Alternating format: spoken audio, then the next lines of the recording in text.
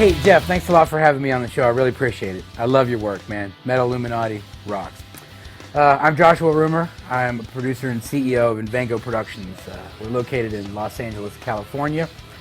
We focus on the development of artists from conception to retail, and pretty picky about who we bring on board. Well, I think the current music industry right now is in a serious funk. There's a lot of money being spent on things that have no heft or volume in the industry. There's a lot of garbage out there right now. But there's a lot of people that are writing garbage that are doing it the right way, and obviously that's why they're getting noticed. But the vast majority of the extremely talented, blessed, gifted artists, they don't have the means to do it the right way. So therefore, these may be people you never hear of. And as far as the directions of the record labels, as far as I'm concerned, hopefully they're crumbling in a good way, and hopefully these artists will find that they really don't need that kind of support until they get to a certain level, which is basically what labels are looking for right now. They're not going to sign you because you have a great single. They're going to sign you because you're selling records, and this makes a lot of sense. And I think it also increases the bar on the garage bands and the normal musicians out there. It makes them have to work a little bit harder on an industry level to achieve something of greatness, you know?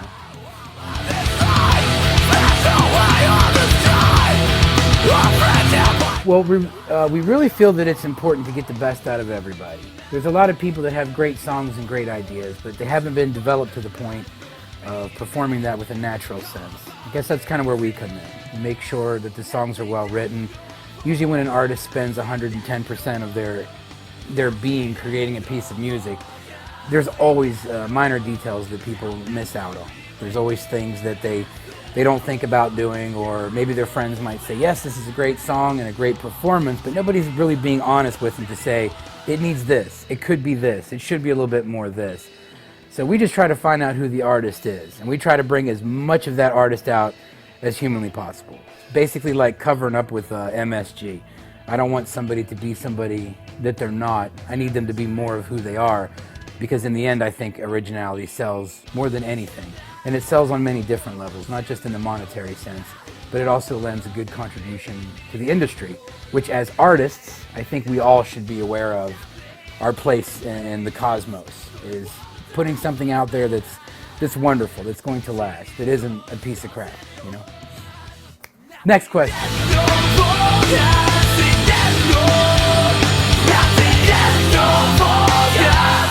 My current views on the distribution models, physical and digital.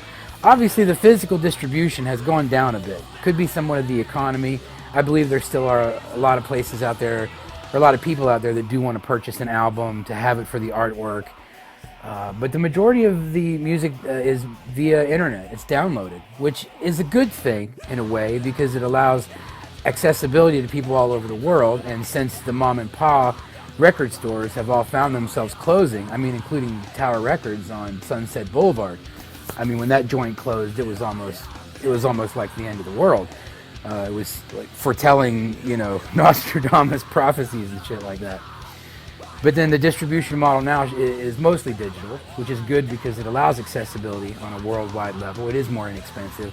But then again, it does cut out a lot of artists and people that do CD work design. So God knows what's going to happen with the distribution market. It's just going to continue to work itself out in the crumbling of the majors, and I hope it finds itself back to where it used to be. 50-50 is always a good ratio, in my opinion.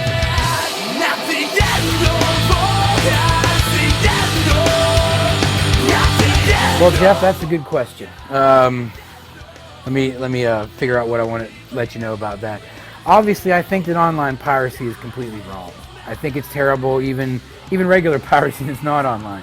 When I go to downtown LA to do some shopping and someone's selling a movie that's out in theaters right now for $5, well, obviously it's nice that you can spread that kind of art, but there are those art makers that go unpaid for that. And this is how people who create art, this is how we make our living. People come see our films, people buy our records, bands labor intensively to write perfect tracks, to get into a studio, to record properly and edit and mix and master and refine a piece of artwork that's going to last forever, simply, like the Mona Lisa. And I don't know why somebody would need to go online and steal that from somebody else. I understand the ideas of piracy for, let's say, research purposes. Like if you need to go listen to songs, if you're studying something, but like I'm not going to buy a Hillary Duff album, but I might need to study it for some particular reason. That might make sense, but I shouldn't own it. I should just be able to go view it, listen to it, and do my research on that level. But piracy is completely wrong. I think people that do it, it's basically the equivalent of stealing money out of your grandmother's purse, which we all have done, I'm sure. No, just kidding. But I think that's what piracy is all about. As far as this SOPA thing, that's just a means to the end. Everyone's got their own opinion on that. But when the government comes in and begins to censor what we're allowed to read, then it will affect how we feel. It's just one step closer to the end of it all. The death of all the artists out there. People that play guitar will have no more place in the cosmos. People that write poetry, people who paint pictures, who take photographs, make videos, all of the creative individuals involved are going to begin to wither. Wither terribly. It's going to be an awful situation, so we have to fight that at all costs. As my great friend and artist Immaculate says, all the leaves at the top going to die if you don't feed the roots. So the freedom of information allows our roots to be fed, and if they're not, we're dead. Next question.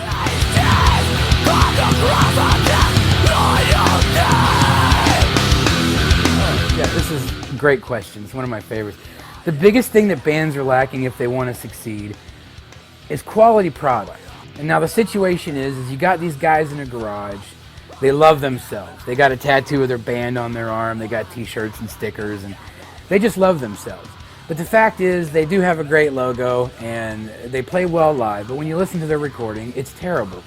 It sounds like it was done by a bunch of amateurs. The band thinks that they go in to a studio, and this is a common mistake that bands make, especially a lot of metal bands. I don't know what it is about metal bands, but they always want to do this. They save up enough money to go to a studio for 6 or 7 hours, and they go in and try to bang out a 12-song record. And obviously this record goes nowhere. It's a good recording of, the material, but no record company is going to buy it. No publisher is going to pick it up. No radio station is going to play it. But they think that it's really awesome because the kick sounds great, or the guitar is really bone-crushing. This is the common mistake that all bands make, is they release a piece of product, and it is not up to standard with the industry. Now, they want to say that they're serious about music, and I totally understand that. We all are. Somebody that can't write, sing, or play is right now working on a song in their bedroom. They're dead serious about music. But the industry has a different definition of serious, and they want to see things that are done. And this just makes sense. If you want to play on that level, you can't go to NASCAR in a Volkswagen Bug. They're just not going to let you race. You have to build yourself a race car. That's going to attract sponsors. Sponsors are going to put stickers on that car. That's going to attract a lot of money. The money is going to allow you to hire a professional driver and a pit crew, and that car is more than likely going to place. But other than that, if you don't have the right kind of product, you can't walk out into the industry. And the same goes with how you represent yourself online, your videos, your website. If you look like an amateur, this is exactly how the labels and publishing companies and distributors, that's exactly how they're going to treat you, like you're an amateur.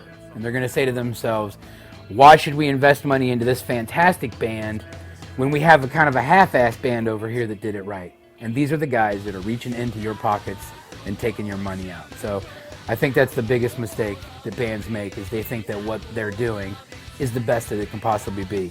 And 99.9% of the time, it's really far away from what it should be. Jesus doesn't know, not the end.